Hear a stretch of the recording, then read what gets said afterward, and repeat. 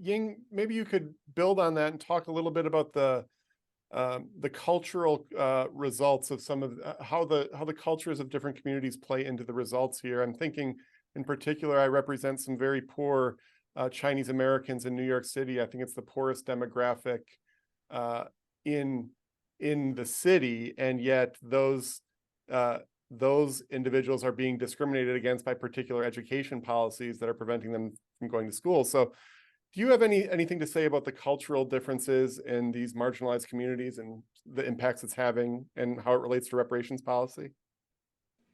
Yeah, well, first of all, I'm grateful to PLF for representing those Chinese immigrants. I do think that one of the most awful things we've seen in our modern age is that the people who are marginalized, who are poor, like the plaintiffs you represent, they are the ones being discriminated against by the virtue signalers and the race hustlers.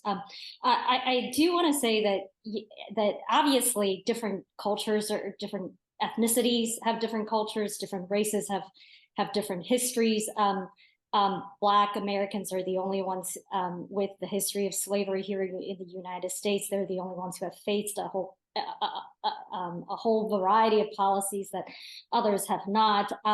And so I think what Bob said earlier, I would harken back to him pointing out that they're different, that the Black community itself, despite the history, it's not monolithic, that there are Black immigrant groups that have showed different kinds of results. And for the same, and by a similar token, the Asian community is not monolithic either. You will find very different statistics about income, about graduation rates, about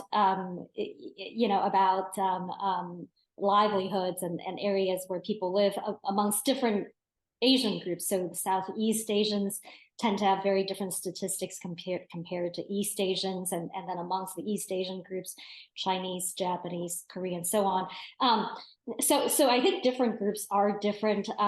There are cultural differences. We cannot discount that. The one thing I always caution people, both on my side of the issues as well as on the opposite side, is that we need to be very careful about overgeneralizing about different races. That a lot of times it seems like some of the issues we've talked about especially in recent years, whether it's the affirmative action issue or the reparations issue, it sounds like we're pitting Black people against Asians, and we need to be very careful about avoiding those general stereotypes. We need to be very careful about vilifying members of the Black community. And what's more dangerous, I think, sometimes is sort of a soft form of vilification, that somebody says, oh, Asian people are more hardworking and hence the Asian community doesn't face XYZ problem. And inevitably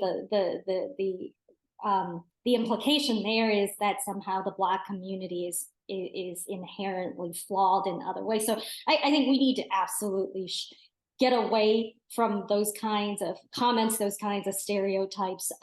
If anybody sits around telling you, oh, I love Asian people because they're so hardworking, stop them. And Asian people who say those kinds of things need to stop saying those things too. It is wrong to discriminate against any racial group.